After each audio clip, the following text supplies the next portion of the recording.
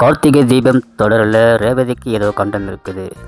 மகனும் மருமகளும் சேர்ந்து வாழணுன்றதுக்காக பழனிக்கு பாத யாத்திரையாக போய் வேண்டிக்கிறாங்க கார்த்திகோட அம்மா.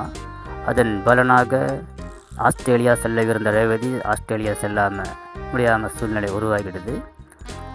சாமுண்டீஸ்வரி வீட்டில் எல்லாரும் சாப்பிட்டுக்கிட்டு இருக்கிறாங்க. ரேவதி ரூமில் இருக்கிறதுனால ரேவதியோட அக்காவை சாப்பாடு கொண்டு கொடுக்க சொல்லி சாமுண்டீஸ்வரி சொல்கிறாங்க.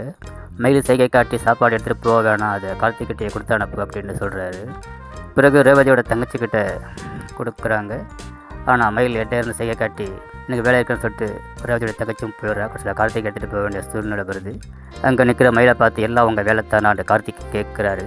பிறகு ரேவதி ரூமுக்குள்ளே போய் சாப்பாடு கொடுக்குறாரு. அவங்க சாப்பிட முடியாமல் கஷ்டப்படுறாங்க. பிறகு கார்த்திகை ஊட்டி விடுறாரு ரேவதிக்கு. ரேவதி சொல்கிறாங்க, ஒருவேளை உங்கள் அம்மா வேண்டுதல் தான் நம்மளை ஆஸ்திரேலியா போக விடாமல் செஞ்சிடுச்சோ அப்படின்னு கார்த்திகிட்ட கேட்குறாங்க. அப்படிலாம் ஒன்றும் இல்லைங்க, பிறகு போய்க்கலாம், பிரச்சனை இல்லை. என் ஃப்ரெண்டுக்கிட்ட சொல்லிட்டேன், வேறு விசா அப்புறம் ரெடி பண்ணி தரேன்னு சொன்னாங்க.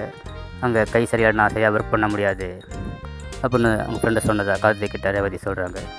மற்றொரு புறம் சாமுண்டீஸ்வரியை அவமானப்படுத்த நினைக்கிற சிவனாண்டியை அவங்க சித்தப்பாவும் ரேவதியோட தங்கச்சியை அவங்க வலையில் விளைவிக்க திட்டம் போடுறாங்க. இதன் மூலமாக ஒரு ஆளை செட் பண்ணி ரேவதியோட தங்கச்சிக்கிட்ட பேச வைக்கிறாங்க. நீ காலேஜில் நடந்த காம்படிஷனில் நல்லா பாடினீங்க, சூப்பராக பாடினீங்க, ஒரு மியூசிக் டைரக்டர் யாரோ வந்திருக்கிறாங்க, நான் கூட பார்க்க போனேன், என்னுடைய இதெல்லாம் காமித்தேன், ஆனால் நீங்கள் பாடினதெல்லாம் காமித்தேன், சூப்பராக இருக்குது, இந்த பொண்ணு கிடச்சா நல்லாயிருக்கும், ப்ளேபேக் சிங்கராக பாட வைக்கலாம் அப்படின்னு சொன்னார் அப்படின்னு சொல்லி ஒரு ஆசையை தூண்டுறாங்க.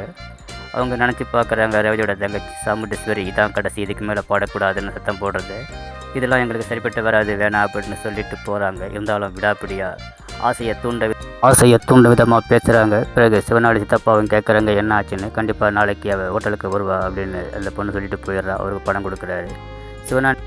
சிவனாண்டியோட சித்தப்பா சிவனாண்டிக்கிட்ட சொல்கிறாரு, ஹோட்டலுக்கு வர வச்சு இதை வச்சு தான் நான் சாமுண்டீஸ்வரியை அவமானப்படுத்த போகிறது.